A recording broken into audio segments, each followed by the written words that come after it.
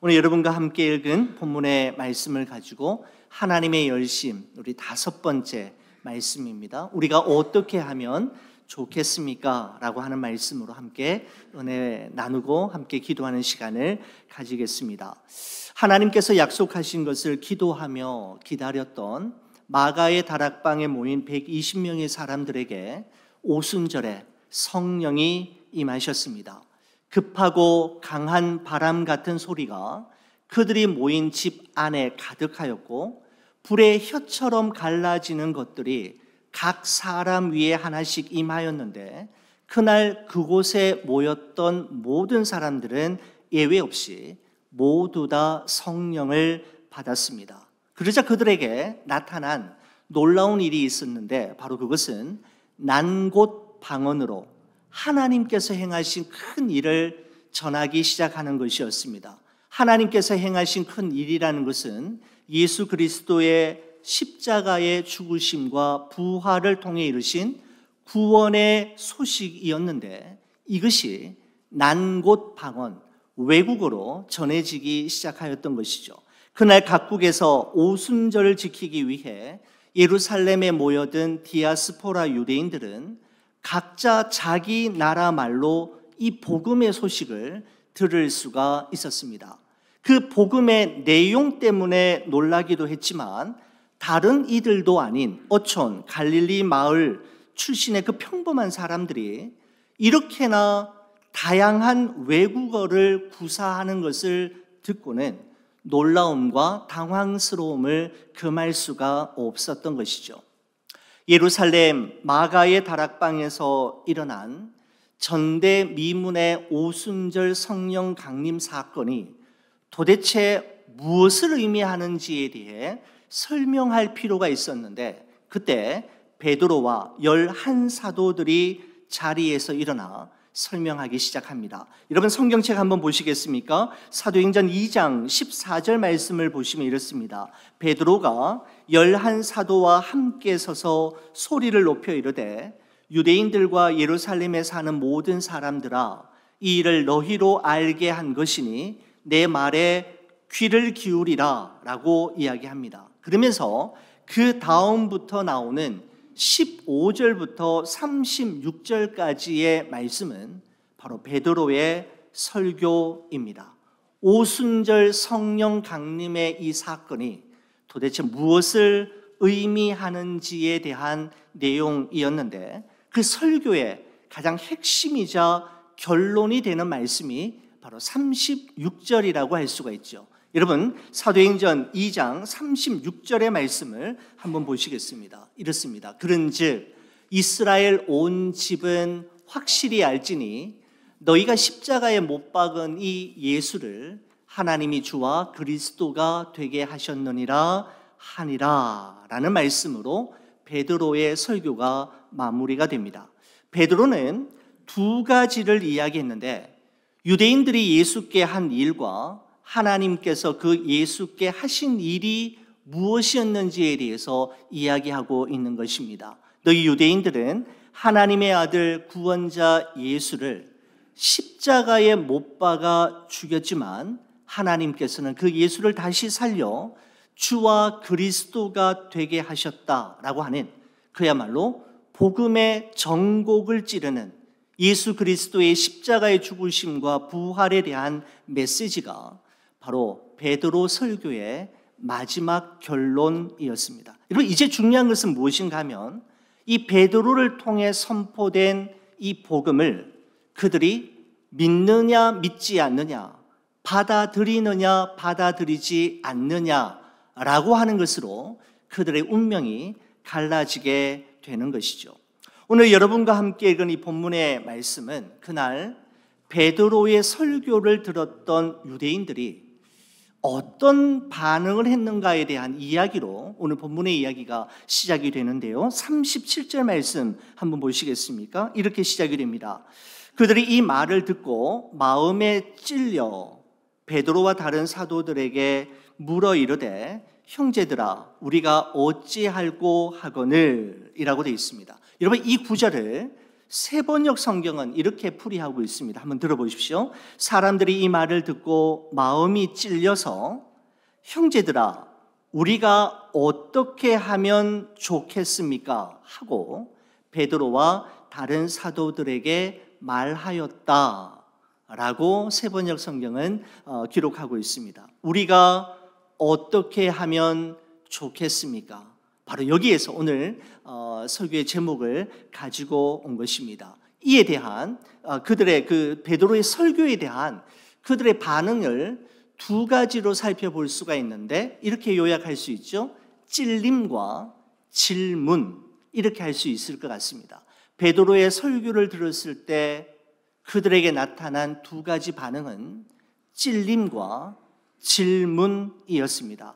여러분 그날 그곳에 모인 디아스포라 유대인들은 베드로를 통해 들은 복음의 메시지를 들었을 때 자신과는 아무 상관없는 말씀으로 들을 수도 있었을 것입니다. 베드로가 너희 유대인들이 예수를 십자가에 못 박아 죽였다라고 하는 말에 대해 얼마든지 변명할 여지가 있었다라는 것이죠. 이런 말 아니겠습니까? 무슨 말 하는 거야? 나는 예수를 한 번도 만난 적도 없고 식사를 한 적도 없는데 예수가 십자가에 못 박힐 때 나는 예루살렘에 있지 않았어. 나는 예수를 십자가에 못 박으라고 외친 적도 없고 고개 한번 끄덕인 적도 없는데 왜 내가 예수를 십자가에 못 박아 죽였단 말이야. 난 절대 책임 없어 라고 그들이 반응할 수도 있었다라는 것이죠. 여러분 그런데 놀라운 일은 무엇인가 하면 그들이 하나같이 베드로의 설교 그 메시지를 듣고 마음에 찔렸다라고 성경은 말씀하고 있습니다. 여러분 그들이 마음이 찔렸다라고 하는 말은 무슨 말인가 하면 맞습니다. 내가 예수를 죽였습니다. 내가 그 자리에 있었다면 나도 그를 십자가에 못 박으라고 외쳤을 것입니다. 바로 내가 죄인입니다. 내가 바로 예수를 십자가에 못 박은 자입니다 라고 하는 고백과 인정이 바로 마음에 찔렸다라고 하는 표현 속에 고스란히 녹아 들어가 있는 것이죠. 여러분 그 다음에 이렇게 질문했지 않습니까? 형제들아 그러면 어찌할꼬?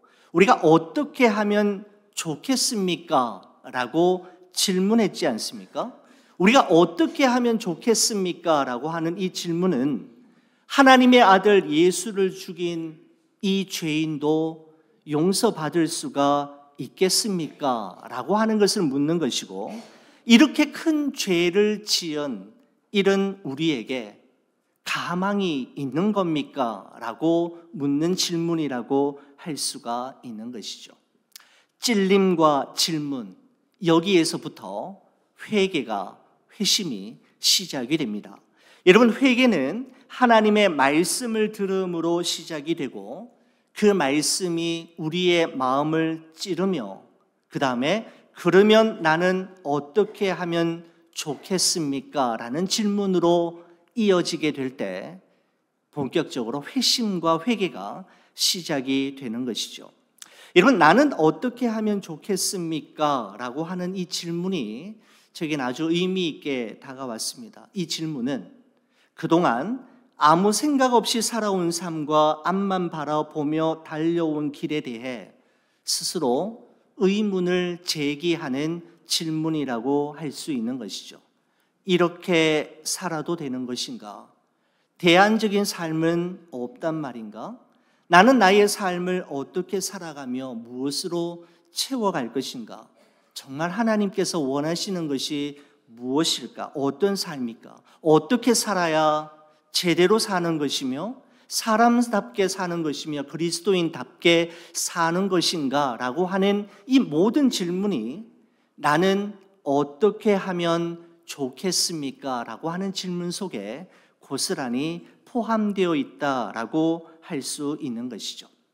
여러분 그렇습니다. 질문은 참 중요합니다. 질문은 우리로 하여금 지금까지 너무나도 당연하게 생각해 왔던 것들에 대해 진지하게 고민하게 만들고 우리 자신을 벌거벗은 모습으로 거울 앞에 서게 하는 중요한 도구가 되는 것이죠. 질문 말입니다. 여러분 묻지 않고 묻어두면 편견과 선입견에 사로잡히게 되고 자기 독단의 길을 걸어가게 되는 것입니다. 자신에게 질문하지 않고 생각하며 살지 않으면 사는 대로 생각하게 되는 것이죠. 여러분, 마음의 찔림을 받아 그러면 어떻게 하면 됩니까? 어떻게 하면 좋겠습니까? 라고 하는 디아스포라 유대인들의 질문에 대해 베드로가 36절에 다음과 같이 대답합니다. 36절 말씀 보시겠습니까? 베드로가 이르되 너희가 회개하여 각각 예수 그리스도의 이름으로 세례를 받고 죄사함을 받으라. 그리하면 성령의 선물을 받으리니 라고 말씀하고 있습니다. 우리가 어떻게 하면 좋겠습니까? 어떻게 하면 됩니까? 라고 하는 질문에 대해 베드로는 조금 더 주저하거나 뒤로 물러서지 않고 단도직입적으로 이야기했던 것이죠. 너희가 회개하여 예수 그리스도의 이름으로 세례를 받으라 라고 이야기했던 것입니다. 여러분, 회개, 회심이라고 하는 이 단어에는 두 가지 의미가 포함되어 있습니다. 회개 또는 회심에는 돌아섬과 돌아감의 의미가 포함되어 있죠. 회개라는 것은 세상으로부터 돌아서는 것을 이야기하고 하나님께로 돌아가는 것을 의미하기 때문입니다. 회심에는 언제나 돌아섬과 돌아감의 요소가 있는 것이죠. 여러분, 세례는 예수 그리스도를 나의 주, 나의 그리스도로 인정하며 믿겠다라고 하는 표시로서 예수 그리스도와 함께 죽고 예수 그리스도와 함께 살아나는 것을 의미하는데 내 인생의 주도권과 모든 결정권이 예수 그리스도께 있습니다라고 하는 그 예수 그리스도께 양도하는 의식이 바로 세례라고 할 수가 있는 것이죠. 이처럼 회개하고 예수 그리스도의 이름으로 세례를 받는 자에게 베드로는 성령의 감동하심을 따라 두 가지가 선물로, 두 가지가 약속으로 주어지게 될 것임을 이야기하고 있는데 바로 죄사함과 성령의 선물이었습니다. 여러분, 그래서 38절 말씀 다시 보시겠습니까? 이렇게 기록하죠. 베드로가 이르되 너희가 회개하여 각각 예수 그리스도의 이름으로 세례를 받고 죄사함을 받으라. 그리하면 성령의 선물을, 이 말은 다른 말로 하면 성령을 선물로, 그렇게도 번역할 수 있는 표현인데 받으리라 라고 말씀하고 있습니다. 회개하고 예수 그리스도 이름으로 세례를 받으면 그 사람에게 주어진 하나님의 약속이 있는데 첫 번째는 죄사함의 약속이라는 것이죠. 여러분, 죄사함의 약속에 대해서 여러 가지로 우리가 풀어서 설명할 수 있겠지만 간단하게 말씀드리면 이런 표현일 것 같습니다. 더 이상 과거를 묻지 않겠다라는 것이죠. 더는 과거를 보지 않고 너의 과거를 기억하지 않겠다라고 하는 표현이 바로 죄사함입니다. 여러분, 성령을 선물로 주시겠다라고 하는 말은 너는 더 이상 혼자가 아니라는 의미이죠. 광야 같은 세상을 고아처럼 내버려 두지 않겠다라는 것입니다. 세상 끝날까지 너와 함께하며 너를 책임지며 너를 이끌어 주시겠다라고 하는 약속인 것입니다.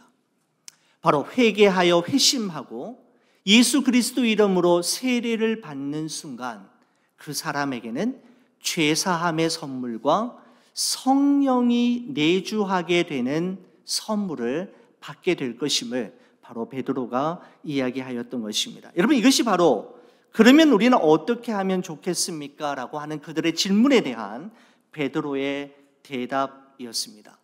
여러분, 베드로가 거절당할 것을 두려워하지 않고 담대하게 결단할 것을 요구했을 때 그러면 그들은 또한 어떻게 또한 반응했을까요? 41절 말씀 보시겠습니다. 이렇게 이야기합니다. 그 말을 받은 사람들은 세례를 받음에 이날의 신도의 수가 3,000이나 더하더라 라고 말씀하고 있습니다.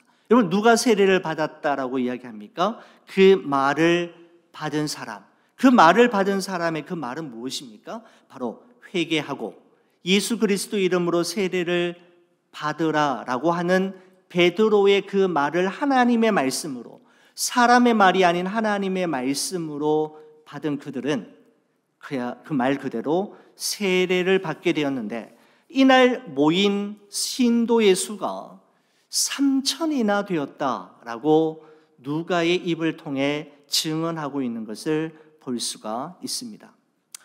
3,000이나 되었더라. 와, 정말 3,000명이나 몰려올 수 있었던 걸까요? 정말 기독교 역사 가운데 전무후무한 부흥의 역사 아니겠습니까? 말씀을 받고 세례를 받은 사람의 수가 그날에만 3,000명이 되었다라고 성경은 증언하고 있습니다. 여러분, 그런데 초대교회가 모든 시대 모든 교회의 롤 모델이 되고 큰 바위 얼굴과 같은 역할을 하게 된 것은 그 교회가 단순히 폭발적인 숫자의 성장에만 있었던 것은 아님을 우리는 오늘 말씀을 통해서 다시 한번 확인할 수 있습니다. 여러분, 왜냐하면 신자의 수가 3,000이나 더하였다라고 하는 말은 41절 한 절에 한 번 기록되어 있지만 그들의 변화된 삶의 모습에 대해서는 42절부터 47절까지 무려 6절을 할애하고 있는 것을 볼 때 누가가 사도행전을 통해서 우리에게 더 주목하게 만드는 본질적인 것은 무엇이냐면, 진정한 부흥은 삶의 변화에서부터 오는 것임을 우리에게 증언하고 있는 것입니다. 여러분, 그것을 사도행전 2장 42절이 다음과 같이 묘사하고 있죠. 그들이 사도의 가르침을 받아 서로 교제하고 떡을 떼며 오로지 기도하기를 힘쓰니라 라고 말씀하고 있습니다. 41절에 이어서 42절이 이렇게 이야기하는데요, 42절에 대한 보다 좀 더 구체적인 내용이 43절부터 47절까지 기록이 되어 있습니다. 42절에 대한 보다 구체적인 설명이 43절부터 마지막 절까지 기록되어 있는데, 여러분 43절에서 47절까지 말씀은 저와 함께 한 절씩 한번 교독하도록 하겠습니다. 43절 제가 먼저 보겠습니다. 사람마다 두려워하는데 사도들로 말미암아 기사와 표적이 많이 나타나니 믿는 사람이 다 함께 있어 모든 물건을 서로 통용하고 또 재산과 소유를 팔아 각 사람의 필요를 따라 나눠주며 날마다 마음을 같이하여 성전에 모이기를 힘쓰고 집에서 떡을 떼며 기쁨과 순전한 마음으로 음식을 먹고, 47절 함께 봅니다. 하나님을 찬미하며 또 온 백성에게 친송을 받으니 주께서 구원받는 사람을 날마다 더하게 하시니라. 아멘. 42절의 말씀이 좀 더 확장되어서 구체적으로 그들의 삶 속에 교회 공동체 안에 어떤 변화가 있었는지를 말씀하고 있는 것입니다. 여러분, 오순절 성령 강림의 놀라운 영적 체험을 했던 120명의 사람들은 마가의 다락방에 머물러 있지 않았습니다. 그곳을 벗어나지 않았습니다. 그곳을 벗어났습니다. 그곳에 머물러 있지 않았습니다. 마가의 다락방에 갇힌 채 오늘날 종말론적 사교 집단들처럼 은둔의 삶을 살기 시작했다라고 말씀하고 있지 않습니다. 여러분, 그들은 사도들의 가르침을 계속해서 받으며 그 가르침을 자신의 삶 속에 적용함으로써 하나님의 말씀이 진리라는 사실을 자신의 삶으로 입증하는 일에 그들은 최선을 다했음을 오늘의 본문의 말씀이 기록하고 있는 것이죠. 여러분, 이처럼 성령 받은 자들의 삶의 변화를 오늘의 본문의 말씀이 4가지로 정리하고 있는데, 여러분 다시 한번 42절 말씀을 보십시오. 4가지가 뭔가 하면 이렇습니다. 사도의 가르침을 받아, 그죠? 서로 교제하고 떡을 떼고 기도하는 것에 힘썼다라고 되어 있습니다. 성령 받은 공동체, 성령 받은 사람의 모습 속에서 발견되어지는 네 가지 힘쓴 일이 무엇인가 하면 사도들의 가르침을 받는 것, 교제하는 것, 떡을 떼는 것, 기도하는 것에 힘쓰는 것을 볼 수가 있는 것이죠. 여러분, 이렇게 볼 수 있을 것 같습니다. 초대교회는 어떤 공동체였나? 사도들의 가르침을 받는 것에 힘쓰는 공동체였다라고 할 수가 있겠습니다. 42절에 이렇게 되어 있죠. 그들이 사도의 가르침을 받았다라고 말씀하고 있습니다. 여러분, 오순절 성령 강림의 사건이 있었을 때 앞서 말씀드린 대로 베드로가 설교했을 때 세례를 받은 사람이 3,000명이나 되었다라고 말씀드렸지 않습니까? 여러분, 그런데 세례 받은 그들을 베드로와 11 사도들은 그냥 돌려보내지 않았다라는 것이죠. 세례 받은 것으로 끝난 것이 아니라 그들 한 사람 한 사람을 예수 그리스도를 따르는 제자로 세우기 위해 가르치는 일에 전념하고 있음을 말씀하고 있습니다. 그들을 그냥 돌려보내지 않고 사도들은 그들을 하나님의 말씀으로 가르치기 시작했고 그들은 사도들의 가르침을 받기에 힘썼다라고 말씀하고 있는 것이죠. 여러분, 그렇습니다. 살아있는 교회, 성령으로 충만한 교회는 말씀을 끊임없이 가르치고 그 말씀을 끊임없이 배우는 교회입니다. 여러분, 성령 충만했다고 해서 성경 공부를 멀리하거나 신학과 교리를 경멸하고 오로지 신비한 경험과 현상만을 강조하지 않습니다. 여러분, 성령은 바로 진리의 영이시기 때문입니다.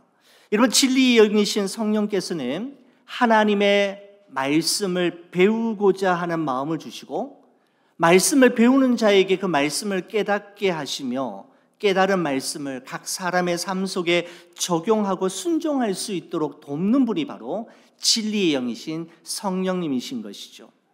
여러분, 우리가 하나님의 말씀을 배워도 돌아서면 잊어버리는 것 같아 보이지만 잊어버릴 수는 있지만 절대로 잃어버리는 것은 아님을 우리는 항상 기억해야 합니다.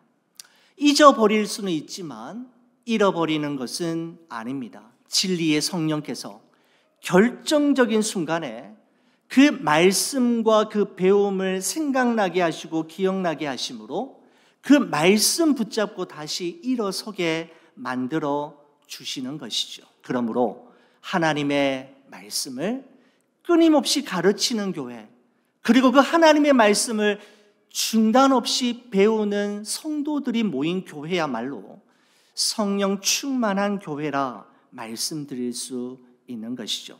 사랑하는 우리 교회 여러분 꼭 기억하시기 바랍니다.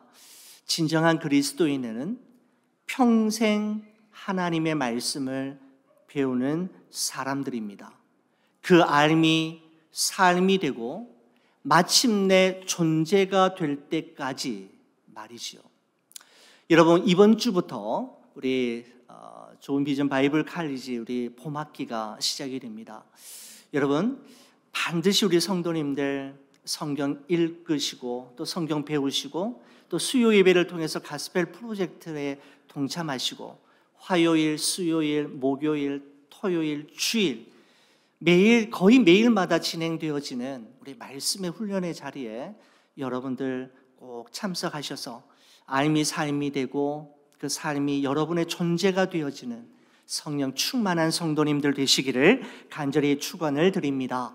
여러분, 두 번째 초대교회는 이렇게 정의할 수 있을 것 같아요. 서로 교제하는 일에 힘쓰는 공동체. 42절에 보면 이렇게 되어 있죠. 그들이 사도의 가르침을 받아 서로 교제하고 라고 되어 있습니다. 여러분, 이 교제, 사귐을 코이노니아라고 이야기하지 않습니까? 여러분, 코이노니아라고 이야기하는데 여러분, 이 서로 교제했다라고 하는 이 부분을 여러분 성경책 보시겠습니까? 44절, 45절에 보면 좀 더 풀어서 자세하게 말씀하고 있습니다. 초대교회 성도들의 코이노니아, 그 교제와 사귐이 어떻게 묘사되고 있느냐 하면 44절, 45절 보시면 믿는 사람이 다 함께 있어 모든 물건을 서로 통용하고 또 재산과 소유를 팔아 각 사람의 필요를 따라 나누어주며 라고 말씀하고 있습니다. 여러분, 그렇습니다. 성령 충만한 사람, 회개하고 예수 그리스도의 이름으로 세례를 받은 사람, 사도들의 가르침을 끊임없이 받고 잘 받은 사람의 눈에는 그동안 눈에 들어오지 않았던 관심 밖의 사람이 들어오게 된다라는 것이죠. 그동안 신경 쓰지 않았던 사람이 신경 쓰이게 되면서 관심을 가지게 되고, 나와는 아무 상관없다고 여겨졌던 사람에게 마음이 가게 된다면 바로 성령 충만한 삶의 한 부분이라고 할 수가 있는 것이죠. 바로 긍휼히 여기는 마음, 진심으로 그 사람을 공감해 주는 마음이 바로 코이노니아, 교제를 통하여 이루어지게 되었음을 볼 수가 있습니다. 말씀을 준비하면서 초대 교부 중에 잔 크리소스톰이라고 하는 교부가 있었는데, 그분이 쓴 글을 보았습니다. 1세기 교부였는데 1세기 초대교회 사람들이 어떤 사람이었는지, 그의 눈에 비친 초대교회의 모습을 이렇게 표현하고 있습니다. 아무도 자기 것을 자기 것으로 여기지 않는 천사 같은 공동체가 초대교회 공동체였다는 것이죠. 악의 뿌리가 잘려나갔고 아무도 비난하지 않았고 아무도 시샘하지 않았다. 아무도 인색하게 굴지 않았다. 거기에는 교만도 치욕도 없었다. 가난한 사람들은 부끄러움을 몰랐으며 부자들은 거만함을 몰랐다. 그의 눈에 비친 그 교회 성도들의 모습이 이랬다라는 것이죠. 여러분, 크리소스톰의 이야기뿐만 아니라 영국의 강해 설교가로 유명한 마틴 로이드 존스 목사님이 1세기 교회에 대한 글을 쓰면서 이런 글도 남겼습니다. 1세기의 그리스도인들은 잘 죽었을 뿐만 아니라 잘 살았습니다. 그들을 지켜본 사람들은 그들의 모습에 감동을 받아 질문을 던지지 않을 수 없었습니다. 박해와 죽음 앞에서도 흔들리지 않는 그리스도인들의 모습에 깊은 감동을 받은 로마인들은 도대체 이들이 가진 게 뭐지? 도대체 무엇 때문에 저렇게 살고 저렇게 죽는 걸까? 하고 물었습니다.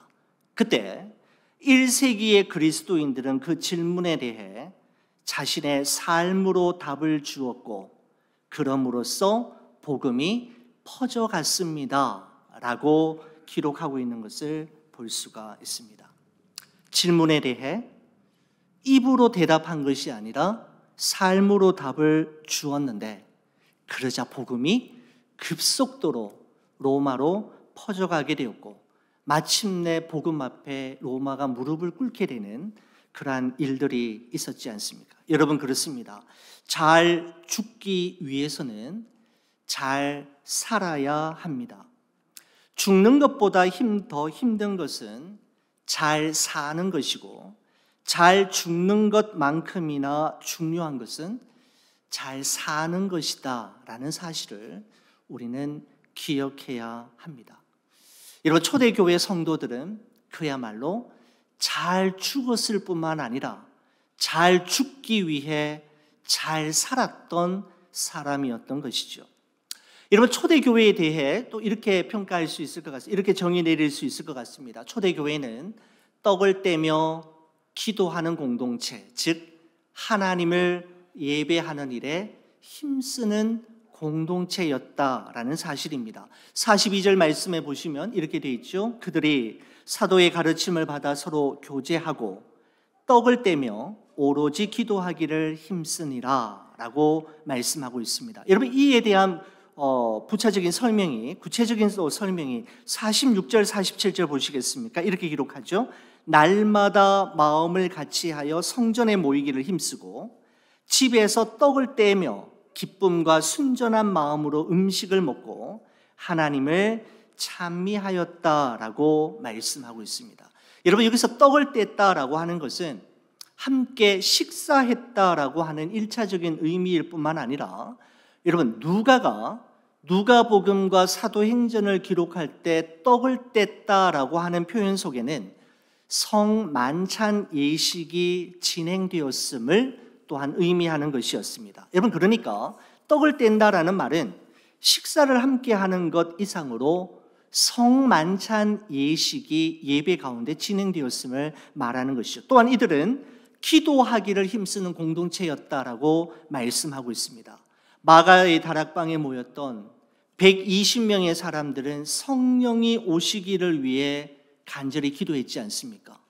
이제 성령이 왔으니까 이제 기도하기를 끝냈는 줄 알았는데, 이제는 세례를 받은 자 3,000명과 더불어서 오로지 기도하기를 힘쓰며 계속해서 진행하고 있는 것을 볼 수가 있는 것이죠.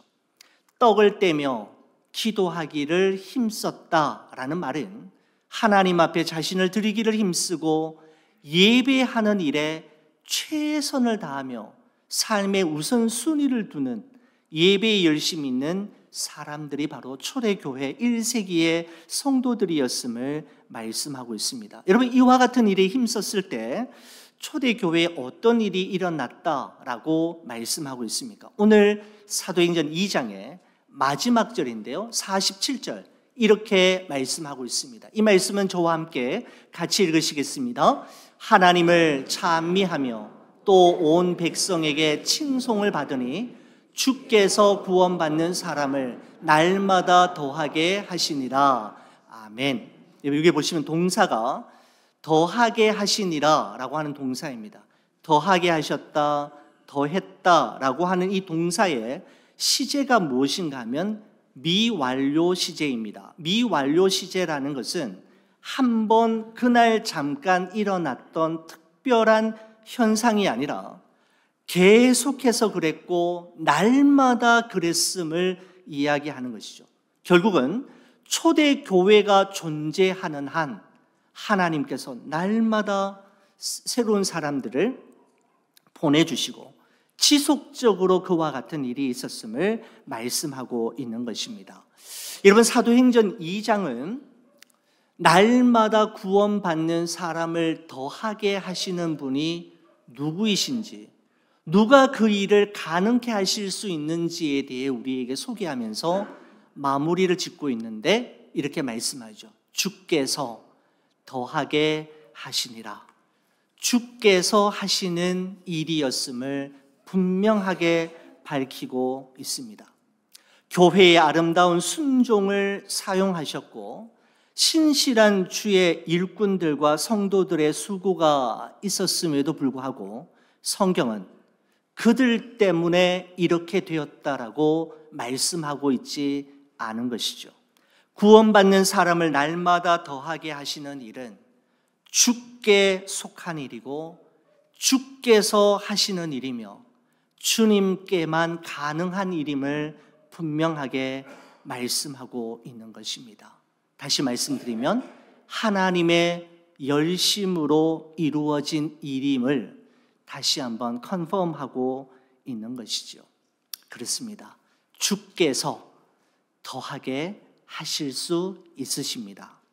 여러분, 우리 교회 홈페이지에 가면 좋은 비전 교회는 이런 교회가 되기를 꿈꿉니다라고 하는 글이 있는데 여러분과 함께 나눈 적도 있습니다만 오늘 이 말씀을 준비하면서 이 글이 참 맞다라는 생각이 들었습니다. 여러분과 함께 같이 이 글을 읽고 마치도록 하겠습니다. 여러분, 이런 글입니다. 우리 세상이 주목하는, 거기서부터 저와 함께 같이 한번 읽겠습니다. 시작. 세상이 주목하는 교회가 아닌 주님이 주목하시는 교회, 세상에 무릎 꿇는 교회가 아닌 주님 앞에 무릎 꿇는 교회, 그 다음에 사람이 넘치는 교회가 아닌 주의 사랑이 넘치는 교회, 사람의 이름이 높아지는 교회가 아닌 주의 이름만 높이는 교회, 바로 이런 교회가 우리 좋은 비전 교회가 되고 우리 좋은 비전 성도님들이 되시기를 주의 이름으로 간절히 축원을 드립니다.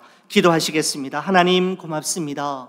우리 사도행전 2장의 말씀을 통하여 성령으로 충만했던 교회, 초대교회가 어떤 교회이었는지 말씀을 통해 우리 성도들과 함께 나눌 수 있도록 귀한 자리 베풀어 주심에 참으로 감사를 드립니다.